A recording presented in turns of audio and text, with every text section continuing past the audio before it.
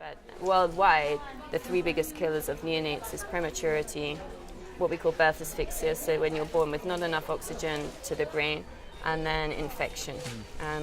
So I guess when I came here, we had three of those were our big killers.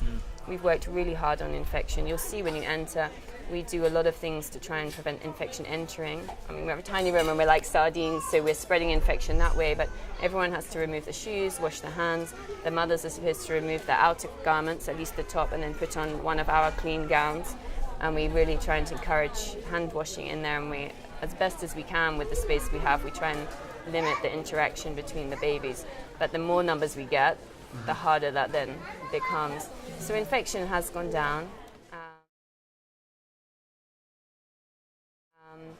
Prematurity, obviously prematurity still happens, but we've got a lot better at caring for the prematures. So when I came here, 1.5 kilo babies, you guys deal in pounds, don't you? 2.2 pounds is a kilo, so what, a 3-pound baby would easily just die. But now babies down here, babies down to 2 pounds, 1 kilo.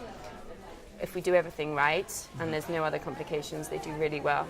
They end up staying with us here 1, maybe even 2 months. So I've got 3 babies in there now that were born between 900 grams and 1 kilo, and they're all just made a month today or tomorrow. So it takes them a lot of time, and that's a lot of dedication from that mother. And from the family, really, like we were saying, the support of the food and things, the money, but we can do it. Below a kilo, we have the odd baby who survives, but it's challenging in our setting to do that. The good news is that we have very few babies less than a kilo. Most prematures are bigger prematures, so it's not a big number.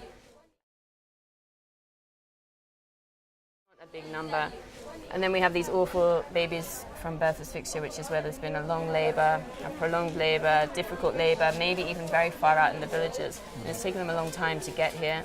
They come here and the labour ward is overwhelmed, and it's taken them perhaps longer than it should to have a cesarean section and get the baby out. So by the time the baby comes out, he's had limited oxygen for quite a long time.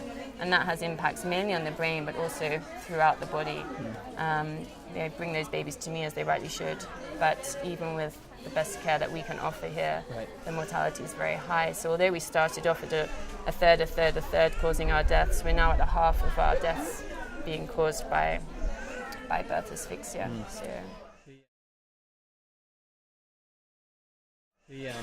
What percentage of women birth at home still, even with it? And what? So talk a little bit about. So if it's high, talk a little bit about that. Why would they make the decision to birth at home?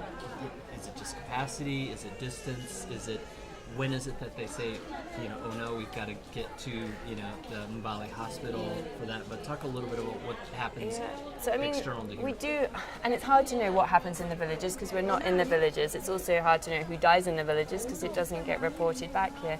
But we get the sick babies here that have been born at home, and I would say looking at those ones, the ones that come to us, they're either a mother who's had 7 or 8 babies and thinks, I know what I'm doing, this is fine. Actually, she's at really high risk and should be delivering here. But they're like, I've done it before, it'll be fine, I can do it again. And then you have the ones who are the first-time mother, who then get a lot of pressure from grandmothers, mothers-in-law, to do it how they did it and deliver at home. And sadly, we often see with that, we get a lot of neonatal tetanus here. First-time mother who's often got some education, who's been to antenatal care and has been told about tetanus, and then somebody in the family says, oh no, it's fine to deliver at home. They do traditional delivery at home, cut the cord with something that's not so clean, or put something on it like ash or cow dung is not uncommon here. And then the babies get tetanus, and it should not have been that way. It should have been, that baby should have been fine. It was 9 months inside, it was delivered perfectly, but because of delivering at home and the practices that are inherent in the culture, that baby's lost its life. So, right care. Give us some statistics around this hospital. How many births do you have a month? And then talk about, you mentioned before about unrecorded deaths. So either talk about numbers or talk about how hard it is to actually figure out what those numbers are. What are the... Yeah. So this is a super busy hospital. We have about 10,000 deliveries a year here. 10,000 deliveries. So if I can give you a comparison to a hospital back home in the UK, a busy hospital in the UK would deliver about 6,000 or 7,000 a year. And that's obviously with all singing, all dancing, maternity ward, neonatal ward, and we have 10,000. I can then compare that to Malaga, where I worked before, which is 33,000 in one hospital. It's just, you can't even get your head around it. So 10,000, it is a lot of deliveries. Quite often in labour wards, we'll have about, I think, between 20, 30 deliveries a day, but there's just one midwife on per shift. So, the room there can deliver this 8 beds there for the women. There might just be one midwife looking after 8 women in labour and perhaps even on the floor. And the same in our neonatal ward, we might have 40 babies in there and one nurse looking after all of those babies. But we're very good now at recording our deaths that happen on the neonatal ward, so that the babies who have been sick from labour ward and come to us and we record them. And even within the hospital, we do record our, what we call stillbirths, the babies who are born who are not breathing. But what they don't often do is then go and register them with the national registry. So, and why would they? It's just an effort, isn't to go and do it. But it means that they're never recognised as a person, if you like. And there's a potential that we have a lot more stillbirths in the community that nobody knows about. They're not even recorded in a hospital logbook. So lots of babies, and even the babies that die in our ward, we take them as a number, but they'll often take that baby home very quickly and go and bury it. It's not registered in the national statistics to know how many of them have died. It's a little bit taboo, everyone's very upset about it, but also, let's just move on.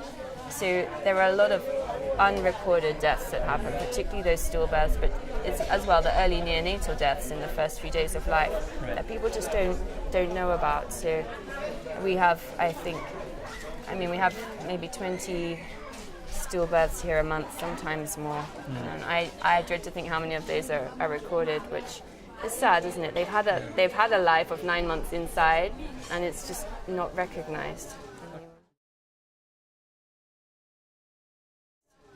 What about the cultural mores, that go on? So, what is it common for a woman to have? How many babies? What about birth control or family planning? How does that play into it, especially in this culture here in Uganda? Well, from my experience, the families are big. Maybe it's not uncommon to ask, they say 7 or 8. Obviously, we have first-time mothers here, but like I said before, mothers who have more babies tend to deliver at home because they think they've got the experience. So we have a little bit of a skewed population here seeing those first-time mothers, but yeah, it can go up to 7 or 8. But when I first moved here, I thought, why would you have that many children? You have so little food to feed those babies. Then when you actually begin to talk to friends and patients, you realize that yes, they had 8 or 9, but they lost 2 when they were a baby. They lost another one from meningitis. They lost another one from a road traffic accident, another one from malaria. And actually, they've only got 3 that are alive. So I think you keep going just in case. You don't know what's going to happen to any of your children here. There's so many risks. To get from 0 to 5 here is just such an achievement. The toughest part is that first month of life. You get through that, and I get them through that first month. They've still got to survive every bout of diarrhea, pneumonia, malaria that comes to them. And so a lot of patients and friends I've spoken to here, they're actually quite against family planning, and they're also quite against people coming and telling them that they need to have family planning, because they feel quite strongly that it should be their choice, but B, they can't predict what's going to happen to the children that they've got.